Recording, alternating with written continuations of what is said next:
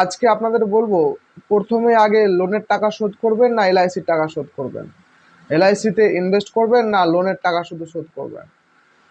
Loan হচ্ছে আপনার বর্তমান জীবনের শুধু স্বাচ্ছন্দ্যের জন্য, এলআইসি আপনার পরিবারের এবং ভবিষ্যতের জন্য। আপনার যদি কিছু হয়ে যায় তাহলে আপনার পরিবারকে লোনের লোক টেনে ছেঁচড়ে আপনার রাস্তায় নামাবে। আর এলআইসির টাকা যদি আপনি ইনভেস্ট করেন, এলআইসিতে আপনি যদি সেভিংস করেন, তাহলে আপনার পরিবারকে সুরক্ষা দেবে। আপনি কোনটা চান?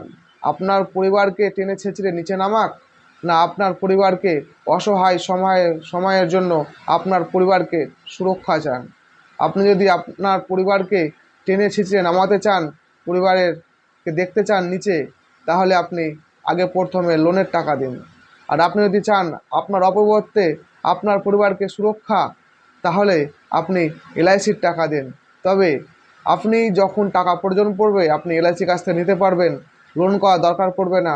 আর যদি আপনি প্রথমে লোনের টাকা দেন, তাহলে আপনার যদি কোনো কিছু হয়ে যায় আপনার পরিবারকে টেনে ছেঁচড়ে রাস্তায় নামাবে লোনের লোক। তার জন্য এলআইসি হচ্ছে সুরক্ষা, এলআইসি হচ্ছে ভবিষ্যৎ, আপনার পরিবারের সুরক্ষা।